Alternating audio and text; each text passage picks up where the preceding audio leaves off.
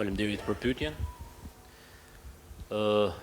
Për sa i përket ligjit të rivlerësimit të pasurive të paluajtshme, norma 5% që u përcaktua në këtë ligj mban pikërisht parasysh faktin dëshmitar. Dhe ky është një puç i rënd kushtetues. Prandaj dhe fshihen sot. Deputetëve të opozitës i tregojnë rregullorin e kuvendit se s'kan leju që të marri peng Belinda Balluku dhe Gysa Gasi seancën plenare.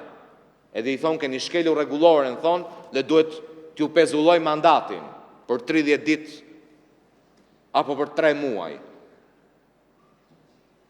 Dërsa rregulloren që thotë se Këshilli mblidhet kur e kërkon 1/2, Niko Peleshi, që i dridhe zëri mbledhjen tjetër, se s'kishe marrë akoma porosi nga Edi Rama, se çfarë do bëhesh edhe si do veprohej, ka vendosur sot të fshihet.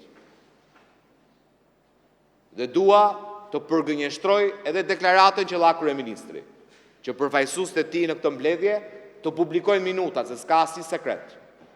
Askush prej përfaqësuesve tyre nuk ka thënë që do ta shtym çështjen deri pasi të merret vendim nga gjykata kushtetuese. Se na dolin deklarat kryeministri dhe tha e kanë bërë të qartë në mbledhje. Askush se ka bërë të qartë në mbledhje. Dhe e dini pse? Se nuk ishte përgjigj Edi Rama në telefon. S'dinin ç'a mendonte Edi Rama. Se s'janë këta këtu. Këta janë vegla të interesave kriminale, personale të Edi Ramës në Këshillin e mandateve. Unë se kuptoj për ç'a vin. Vi Edi Rama këtu dhe të mbroj vetën.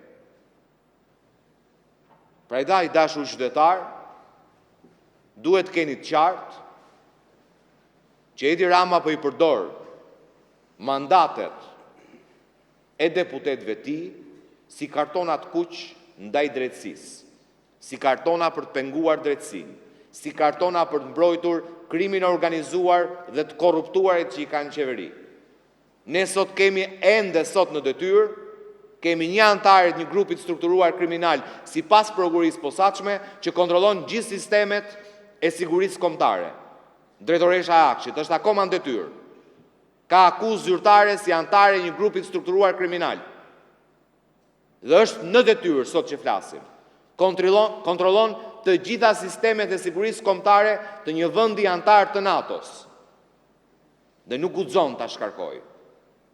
Dhe dini pse nuk guxon ta shkarkoj, se dhe ajo e merr me vete si Belinda. Mirlinda dhe Belinda marrin me vete Lindën edhe Ramën, edhe Edi Ramën. Prandaj i mban aty.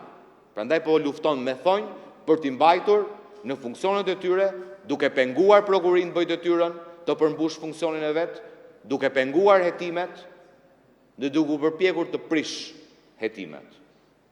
Dhe në përfundim të fjalës time, me qenë se përfaqësuesit e të korruptuarve nga krahu tjetër i kësaj salle kanë vendosur të bojkotojnë mbledhjen e sotme të Këshillit, ne 5 antarët e opozitës do të rithrasim mbledhjen e Këshillit për ditën e premte ora 11. Faleminderit.